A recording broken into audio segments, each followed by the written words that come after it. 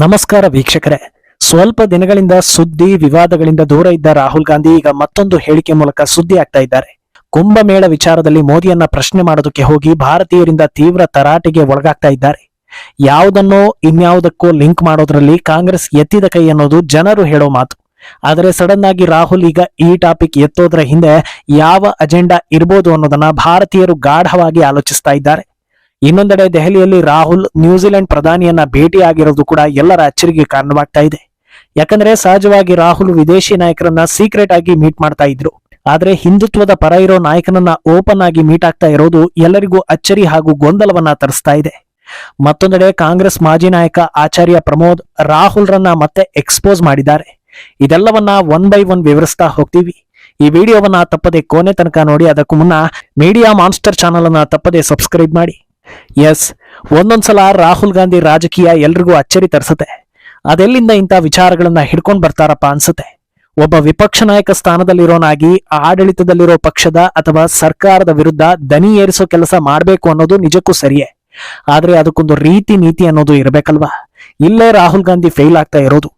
ಮೋದಿ ನಾನೊಬ್ಬ ಹೆಮ್ಮೆಯ ಭಾರತೀಯ, ನಾನೊಬ್ಬ ಹೆಮ್ಮೆಯ ಸನಾತನಿ, ನೇಷನ್ ಫಸ್ಟ್ ಅಂತ ಹೇಳ್ತಾರೆ.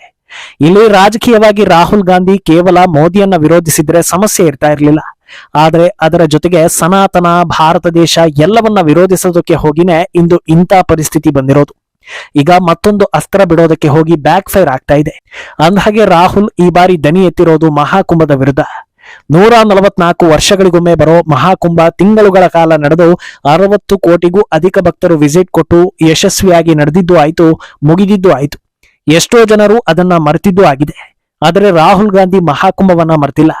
ಸೆಷನ್ ದಿನ ಹೊರಗಡೆ ಮಾಧ್ಯಮದವರೊಂದಿಗೆ ಮಾತನಾಡೋ ರಾಹುಲ್ ಗಾಂಧಿ ಮಹಾಕುಂಭಕ್ಕೆ ಹೋದ ಯುವಕರೆಲ್ಲ ಮೋದಿ ಬಳಿ ಈಗ ಉದ್ಯೋಗ ಕೇಳಬೇಕು ಅಂತ ಹೇಳಿದ್ದಾರೆ. ಇದೇ ಈಗ ವಿವಾದಕ್ಕೆ ಕಾರಣ ಆಗ್ತಾ ಇರೋದು. ಈ ಮಾತಿನ ಅರ್ಥ ಏನು? ಅಲ್ಲಿಗೆ ವಿಸಿಟ್ ಕೊಟ್ಟವರೆಲ್ಲ ನಿರುದ್ಯೋಗಿಗಳು ಅನ್ನೋದು. ಅಂದ್ರೆ ರಾಹುಲ್ ಪ್ರಕಾರ ಸನಾತನ ಧರ್ಮವನ್ನ ಆಚರಿಸುವವರೆಲ್ಲ ನಿರುದ್ಯೋಗಿಗಳು ಅನ್ನೋ ಹಾಗಿದೆ. ಇಂಥ ಹಾರಿಕೆಯ ಹೇಳಿಕೆ ಬರ್ತಾ ಇದ್ದ ಹಾಗೆ ಸಾಮಾಜಿಕ ಜಾಲತಾಣಗಳಲ್ಲಿ ರಾಹುಲ್ ವಿರುದ್ಧ ಆಕ್ರೋಶ ಹೆಚ್ಚಾಗ್ತಾ ಇದೆ. ಕೆಲವರಂತೂ ರಾಹುಲ್ ರನ್ನೇ ನಿರುದ್ಯೋಗಿ ಅಂತ ಕರೆಯೋ ಮಟ್ಟಕ್ಕೆ ಕೋಪಗೊಂಡಿದ್ದಾರೆ. ಅಂದ್ಹಾಗೆ ಈ ಮಾತು ಕೋಪ ತರಿಸೋದಕ್ಕೆ ಕಾರಣ ಇಷ್ಟೇ ಡೇರಿಂಗ್ ಆಗಿ, ಇಷ್ಟೇ ಮುಕ್ತವಾಗಿ ಬೇರೆ ಧರ್ಮದ ಆಚರಣೆಗಳ ಬಗ್ಗೆ ಮಾತಾಡೋ ಗಟ್ಸ್ ರಾಹುಲ್ ಗಾಂಧಿಗೆ ಇದೆಯಾ ಅನ್ನೋದು. 60 ಕೋಟಿಗೂ ಅಧಿಕ ಜನ ವಿಸಿಟ್ ಮಾಡಿದ್ದ ಕುಂಭಮೇಳದಲ್ಲಿ ಯುವ ಸಮೂಹದ ಸಂಖ್ಯೆ ದೊಡ್ಡ ಮಟ್ಟದಲ್ಲಿತ್ತು ಅನ್ನೋದು ಆ ಟೈಮ್ನಲ್ಲಿ ಸುದ್ದಿಯಾಗಿತ್ತು. ಯುವ ಸಮೂಹಕ್ಕೆ ಧರ್ಮದ ಜಾಗೃತಿ ಇರೋದು, ಸನಾತನ ಧರ್ಮ ಹೆಮ್ಮೆ ಪಡಬೇಕಾದ ಸಂಗತಿ ಅನ್ನೋ ಚರ್ಚೆಗಳಿಗೆ ದಾರಿ ಮಾಡಿಕೊಟ್ಟಿತ್ತು. ಭಾರತೀಯರಿಗೆ ಸಂತೋಷ ಪಡೋ ವಿಷಯ ಅಂದಮೇಲೆ ಸಹಜವಾಗಿಯೇ ಅದು ಗಾಂಧಿ ಕುಟುಂಬ ಹಾಗೂ ಕಾಂಗ್ರೆಸ್ಗೆ ದುಃಖದ ವಿಷಯ ಅನ್ನೋ ಹಾಗೆ ಅದೇ ವಿಚಾರವನ್ನ ಮುಂದಿಟ್ಕೊಂಡು ಈಗ ರಾಹುಲ್ ಕೇಂದ್ರ ಸರ್ಕಾರದ ವಿರುದ್ಧ ಕಿಡಿಕಾರ್ತಾ ಇದ್ದಾರೆ. ವಿಷಯ ಏನಂದ್ರೆ, ಭಾರತದ ಬೇರೆ ಬೇರೆ ಭಾಗಗಳಿಂದ ಕುಂಭಮೇಳಕ್ಕೆ ಹೋಗಿದ್ದವರು 2-3 ದಿನ ಅಲ್ಲಿದ್ದು ನಂತರ ವಾಪಸ್ ಬಂದಿದ್ದಾರೆ. ಎಲ್ಲರೂ ತಮ್ಮ ಕೆಲಸ ಕರ್ತವ್ಯಗಳ ಮಧ್ಯೆ ದಿನವನ್ನ ಹೊಂದಿಸ್ಕೊಂಡು ಅಲ್ಲಿಗೆ ಹೋಗಿ ಬಂದಿದ್ದಾರೆ. ಯಾರು ತಿಂಗಳಾನುಗಟ್ಟಲೆ ಅಲ್ಲೇ ಇರಲಿಲ್ಲ. ಇದು ಯಾರಿಗೆ ಬೇಕಾದ್ರೂ ಅರ್ಥವಾಗೋ ಕಾಮನ್ ಸೆನ್ಸ್. ಆದ್ರೆ ರಾಹುಲ್ ಮಾತ್ರ ಅಲ್ಲಿಗೆ ಹೋದವರೆಲ್ಲ ತಿಂಗಳಾನುಗಟ್ಟಲೆ ಅಲ್ಲೇ ಇದ್ರು ಅನ್ನೋ ಭ್ರಮೆಯಲ್ಲಿ ಇಂಥ ಹೇಳಿಕೆಯನ್ನ ಕೊಡ್ತಾ ಇದ್ದಾರೆ ಅನ್ನೋ ಚರ್ಚೆ ಆಗ್ತಾ ಇದೆ. ಅಂದ್ಹಾಗೆ ರಾಹುಲ್ ರ ಈ ಟೀಕೆ ಬರೋದಕ್ಕೆ ಕಾರಣ ಸದನದಲ್ಲಿ ಪ್ರಧಾನಿ ಮೋದಿ ಕುಂಭಮೇಳ ಆಯೋಜನೆ ಬಗ್ಗೆ ಹೆಮ್ಮೆಯಿಂದ ಮಾತಾಡಿದ್ದು. ಈ ಬಾರಿ ಕುಂಭಮೇಳ ಬಹಳ ಅಚ್ಚುಕಟ್ಟಾಗಿ ಆಯ್ತು. ಅದಕ್ಕೆ ಕಾರಣವಾದ ಕೋಟ್ಯಂತರ ಭಕ್ತರು ಹಾಗೂ ಯುಪಿ ಸರ್ಕಾರ, ಪ್ರಯಾಗ್ರಾಜ್ ಜನತೆ ಎಲ್ಲರಿಗೂ ನಾನು ಅಭಿನಂದನೆಗಳನ್ನ ಸಲ್ಲಿಸ್ತೀನಿ ಅಂತ ಹೇಳಿದ್ದು. ಇದರ ಜೊತೆಗೆ ಕುಂಭಮೇಳದ ಯಶಸ್ಸು ಟೀಕೆ ಮಾಡ್ತಾ ಇದ್ದವರ ಬಾಯನ್ನ ಮುಚ್ಚಿಸ್ಬಿಡ್ತು ಅಂತಲೂ ಹೇಳಿದ್ರು. ಇದೇ ರಾಹುಲ್ ಗಾಂಧಿಗೆ ಈ ಮಾತನ್ನ ಹೇಳೋದಕ್ಕೆ ದಾರಿ ಮಾಡಿಕೊಡ್ತು ಅಂತ ಹೇಳಲಾಗ್ತಾ ಇದೆ. ಅಂದ್ಹಾಗೆ ಇನ್ನೂ ಒಂದು ವಿಚಾರದ ಬಗ್ಗೆ ರಾಹುಲ್ ದನಿ ಏರಿಸ್ತಾರೆ. ಅದೇನಂದ್ರೆ, ಕುಂಭಮೇಳದಲ್ಲಿ ಮೌನಿ ಅಮಾವಾಸ್ಯೆ ವೇಳೆ ನಡೆದಿದ್ದ ಕಾಲ್ತುಳಿತದಲ್ಲಿ ಮೃತಪಟ್ಟವರ ಬಗ್ಗೆ ಮೋದಿ ಮಾತಾಡಿಲ್ಲ ಅನ್ನೋದು. ವಾಸ್ತವ ಏನಂದ್ರೆ, ಆ ಸಂದರ್ಭದಲ್ಲಿ ಮೃತಪಟ್ಟವರ ಮೃತದೇಹಗಳನ್ನ ಅವರವರ ಕುಟುಂಬಕ್ಕೆ ತಲುಪಿಸೋ ಜವಾಬ್ದಾರಿಯನ್ನ ಯಶಸ್ವಿಯಾಗಿ ನಿರ್ವಹಿಸಿದ್ದು, ಅವರ ಕುಟುಂಬಕ್ಕೆ ಸೂಕ್ತ ಪರಿಹಾರವನ್ನ ಘೋಷಿಸಿದ್ದು ಎಲ್ಲವೂ ಸರಿಯಾದ ರೀತಿಯಲ್ಲೇ ಆಗಿದೆ. ಆದ್ರೆ ಅದೇ ಕುಟುಂಬಕ್ಕೆ ವಿಪಕ್ಷಗಳು ಏನ್ ಸಹಾಯ ಮಾಡಿದ್ವು ಅಂತ ಕೇಳಿದ್ರೆ ಎಲ್ಲೂ ಕೂಡ ಉತ್ತರ ಸಿಗೋದಿಲ್ಲ. ಅಂದ್ಹಾಗೆ ಕುಂಭಮೇಳದ ಬಗ್ಗೆ ನನಗೆ ಗೌರವ ಇದೆ ಅಂತ ಇವತ್ತು ಹೇಳ್ತಾ ಇರೋ ರಾಹುಲ್ 1 ತಿಂಗಳಿಗೂ ಅಧಿಕ ಕಾಲ ಅದ್ದೂರಿಯಾಗಿ ನಡೆದ ಮಹಾಕುಂಭ ಮೇಳಕ್ಕೆ ಯಾಕೆ ವಿಸಿಟ್ ಮಾಡ್ಲಿಲ್ಲ ಅನ್ನೋ ಪ್ರಶ್ನೆ ಕೂಡ ಮುನ್ನೆಲೆಗೆ ಬರ್ತಾ ಇದೆ. ತಮ್ಮನ್ನ ತಾವು ಕೌಲ್ ಬ್ರಾಹ್ಮಣ ಅಂತ ಹೇಳ್ಕೊಳ್ತಾರೆ. ಸಮಯ ಸಂದರ್ಭ ನೋಡ್ಕೊಂಡು ಹಣೆಗೆ ದಪ್ಪವಾದ ತಿಲಕವನ್ನ ಇಡ್ತಾರೆ. ಆಂಟಿ ಹಿಂದೂ ಅನ್ನೋ ಬಿರುದು ಇದ್ರೂ ಯಾರಿಗೂ ತಲೆ ಕೆಡಿಸಿಕೊಳ್ಳದೆ ದೇವಸ್ಥಾನದ ಹಣವನ್ನ ಸರ್ಕಾರಗಳಿಗೆ ಬಳಸಿಕೊಳ್ಳಲು ಸೂಚನೆ ಕೊಡ್ತಾರೆ. ಆದ್ರೆ ಕುಂಭಮೇಳಕ್ಕೆ ಮಾತ್ರ ವಿಸಿಟ್ ಕೊಡ್ಲೇ ಇಲ್ಲ. ಕುಂಭಮೇಳಕ್ಕೂ ಮುನ್ನ ಅದೇ ಉತ್ತರ ಪ್ರದೇಶದ ಸಂಬಲ್ನಲ್ಲಿ ಸ್ವಲ್ಪ ಕಿರಿಕಾಗಿ ದುಷ್ಕರ್ಮಿಗಳಿಗೆ ಗುಂಡೇಟು ಬಿದ್ದಿದ್ದೇ ತಡ ಓಲೈಕೆ ಮಾಡೋದಕ್ಕೆ ಓಡೋಡಿ ಬಂದು ಹೈಡ್ರಾಮಾ ಮಾಡಿದ್ರು. ಕೊನೆಗೆ ಸೆನ್ಸಿಟಿವ್ ಜಾಗ ಅನ್ನೋ ಕಾರಣಕ್ಕೆ ಭೇಟಿಗೆ ಅವಕಾಶ ಕೊಡದೇ ಇದ್ದಿದ್ದಕ್ಕೆ ದುಷ್ಕರ್ಮಿಗಳನ್ನೇ ಮನೆಗೆ ಕರೆಸಿಕೊಂಡು ಹಣ ಕೊಟ್ಟು ಕಳಿಸಿದ್ರು. ತಮ್ಮ ಮೂಲ ಧರ್ಮದ ಹಬ್ಬ ಹರಿದಿನಗಳ ವೇಳೆ ಶುಭಾಶಯ ಕೋರೋದಕ್ಕೆ ಸಮಯ ಇರುತ್ತೆ, ಆದ್ರೆ 1 ತಿಂಗಳಿಗೂ ಅಧಿಕ ಕಾಲ ನಡೆದ ಮಹಾಕುಂಭಕ್ಕೆ ಅರ್ಧ ಗಂಟೆ ವಿಸಿಟ್ ಕೊಡೋದಕ್ಕೂ ಟೈಮ್ ಇರಲಿಲ್ಲ. ಅಂಥದ್ರಲ್ಲಿ ಈಗ ಯಾಕೆ ಮಹಾಕುಂಭದ ವಿಚಾರದ ಬಗ್ಗೆ ಮಾತಾಡ್ತಾ ಇದ್ದೀರಾ ಅಂತ ಜನರು ಸ್ಟ್ರಾಂಗ್ ಆಗಿ ಪ್ರಶ್ನೆ ಮಾಡ್ತಾ ಇದ್ದಾರೆ.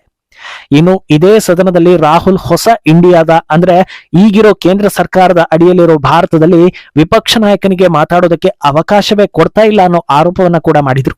ಇದು ಕೂಡ ಬ್ಯಾಕ್ ಫೈರ್ ಆಗ್ತಾ ಇದ್ದು, ಅವಕಾಶ ಸಿಕ್ಕಾಗ್ಲೆಲ್ಲ ನೀವು ಎಂತೆಂತ ಮುತ್ತಿನಂತ ಮಾತುಗಳನ್ನ ಆಡಿದ್ದೀರಾ ಅಂತ ನಮಗೆ ಗೊತ್ತಿದೆ ಅಂತ ಜನರು ಹೇಳ್ತಾ ಇದ್ದಾರೆ. ಇನ್ನೊಂದೆಡೆ ರಾಹುಲ್ ಗಾಂಧಿ ನ್ಯೂಜಿಲೆಂಡ್ ಪ್ರಧಾನಿ ಕ್ರಿಸ್ಟೋಫರ್ ಲಕ್ಸನ್ ಅವರನ್ನ ಭೇಟಿಯಾಗಿರೋದು ಕೂಡ ದೊಡ್ಡ ಸುದ್ದಿ ಆಗ್ತಾ ಇದೆ. ದ್ವಿಪಕ್ಷೀಯ ಮಾತುಕತೆ ಹಿನ್ನೆಲೆ ನವದೆಹಲಿಗೆ ನ್ಯೂಜಿಲೆಂಡ್ ಪ್ರಧಾನಿ ವಿಸಿಟ್ ಕೊಟ್ಟಿದ್ದು, ನಿನ್ನೆ ಪ್ರಧಾನಿ ಮೋದಿ ಹಾಗೂ ಪ್ರೆಸಿಡೆಂಟ್ ಮುರ್ಮು ಅವರನ್ನ ಭೇಟಿಯಾಗಿದ್ರು. ಭೇಟಿ ವೇಳೆ ಹಲವು ಮಹತ್ವದ ಒಪ್ಪಂದಗಳು ನಡೆದಿವೆ ಅನ್ನೋದು ಸುದ್ದಿ ಆಗಿತ್ತು. ಈಗ ಅವರನ್ನ ರಾಹುಲ್ ಮೀಟ್ ಆಗಿದ್ದಾರೆ. ರಾಹುಲ್ ಗಾಂಧಿ ಅವರನ್ನ ಮೀಟ್ ಆಗಿದ್ದು ತಪ್ಪು ಅಂತ ಹೇಳೋದಕ್ಕೆ ಸಾಧ್ಯವಿಲ್ಲ. ಜವಾಬ್ದಾರಿಯುತ ವಿಪಕ್ಷ ನಾಯಕನಾದ್ರೆ ದೇಶದ ಅಭಿವೃದ್ಧಿ ಸಲುವಾಗಿ ಇಂತಹ ಭೇಟಿಗಳು ಅಗತ್ಯವೆ. ಆದರೆ ರಾಹುಲ್ ವಿದೇಶಿಯರನ್ನ ಭೇಟಿಯಾದಾಗ್ಲೆಲ್ಲ ಭಾರತಕ್ಕೆ ಅಪಾಯ ಇದ್ದ ಟ್ರ್ಯಾಕ್ ರೆಕಾರ್ಡ್ ಇರೋದ್ರಿಂದ ಈ ಭೇಟಿ ಅಚ್ಚರಿ ತರಿಸ್ತಾ ಇದೆ. ಅದರಲ್ಲೂ ರಾಹುಲ್ ಭೇಟಿಯಾಗೋ ನಾಯಕರೆಲ್ಲ ಆಂಟಿ ಇಂಡಿಯನ್ ಆಗಿರ್ತಾ ಇದ್ರು. ಆದ್ರೆ ಲಕ್ಸನ್ ಮೊನ್ನೆಯಷ್ಟೇ ಹೋಳಿ ಹಬ್ಬವನ್ನ ಆಚರಿಸಿದ್ದು ದೊಡ್ಡ ಸುದ್ದಿಯಾಗಿತ್ತು. ಹೀಗಿರುವಾಗ ಅವರನ್ನೇ ಯಾಕೆ ರಾಹುಲ್ ಭೇಟಿ ಆದ್ರು ಅನ್ನೋದು ಭಾರತೀಯರ ಗೊಂದಲಕ್ಕೆ ದಾರಿ ಮಾಡಿಕೊಡ್ತಾ ಇದೆ. ಇನ್ನೊಂದೆಡೆ ಕಾಂಗ್ರೆಸ್ನ ಮಾಜಿ ಹಿರಿಯ ನಾಯಕ ಆಚಾರ್ಯ ಪ್ರಮೋದ್ ರಾಹುಲ್ ಹಾಗೂ ರಾವತ್ ಬಗ್ಗೆ ಮತ್ತೊಂದು ಶಾಕಿಂಗ್ ವಿಚಾರವನ್ನ ಬಿಚ್ಚಿಟ್ಟಿದ್ದಾರೆ. ಔರಂಗಜೇಬ್ ವಿಚಾರದಲ್ಲಿ ಕಾಂಗ್ರೆಸ್ ಹಾಗೂ ಸಂಜಯ್ ರಾವತ್ ಹೇಳಿಕೆಗಳನ್ನ ನೋಡಿ ಮಾತನಾಡಿರೋ ಅವರು ಇವರಿಬ್ಬರಿಗೂ ಜಿನ್ನಾ ಮನಸ್ಥಿತಿ ಇದೆ ಅಂತ ದೂರಿದ್ದಾರೆ. ಸಂಜಯ್ ರಾವತ್ ಹಾಗೂ ರಾಹುಲ್ಗೆ ಭಾರತದಲ್ಲಿ ತಮಗೆ ಇನ್ಯಾವತ್ತೂ ಸಪೋರ್ಟ್ ಸಿಗೋದಿಲ್ಲ ಅನ್ನೋದು ಗೊತ್ತಾಗಿದೆ. ಆದ್ರಿಂದ ದೇಶವನ್ನ ವಿಭಜನೆ ಮಾಡೋದೊಂದೇ ಪರಿಹಾರ ಅಂತ ಇಬ್ಬರು ಡಿಸೈಡ್ ಮಾಡ್ಕೊಂಡಿದ್ದಾರೆ. ರಾಹುಲ್ ಗಾಂಧಿ ಪ್ರಧಾನಿ ಆಗ್ಬೇಕು ಅಂದ್ರೆ ಹೊಸದೊಂದು ದೇಶ ಸೃಷ್ಟಿ ಆಗ್ಬೇಕು, ಇಲ್ಲ ಅಂದ್ರೆ ಆಗೋದಕ್ಕೆ ಚಾನ್ಸೇ ಇಲ್ಲ. ಆದ್ರಿಂದ ಇಷ್ಟೆಲ್ಲಾ ಓಲೈಕೆ ಹಾಗೂ ಸಪೋರ್ಟ್ ಮಾಡ್ತಾ ಇರೋದು ಅಂತ ಹೇಳಿದ್ದಾರೆ.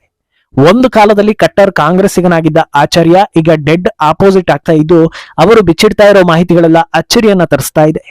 ಒಟ್ಟಲ್ಲಿ ಯಾವ ಕಡೆಗೆ ಬಾಣ ಎಸೆದ್ರು ಅದು ಯಾವ್ದಾದ್ರೂ ಒಂದು ದಿಕ್ಕಿನಿಂದ ವಾಪಸ್ ರಾಹುಲ್ ಕಡೆಗೆ ಬರ್ತಾ ಇದೆ ಅನ್ನೋದು ವಾಸ್ತವ.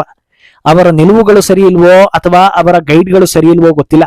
ಸದ್ಯದ ಪರಿಸ್ಥಿತಿಯಲ್ಲಂತೂ ವಿದ್ಯಾವಂತ ಭಾರತೀಯರಿಗೆ ರಾಹುಲ್ ಬೇಡವೇ ಬೇಡ ಅನ್ನುವಂತಾಗಿದೆ. ಮುಂದೇನಾಗುತ್ತೆ ಅನ್ನೋದನ್ನ ಕಾದು ನೋಡ್ಬೇಕು. ಈ ಬಗ್ಗೆ ನಿಮ್ಮ ಅಭಿಪ್ರಾಯವನ್ನ ತಪ್ಪದೆ ಕಾಮೆಂಟ್ ಮೂಲಕ ತಿಳಿಸಿ.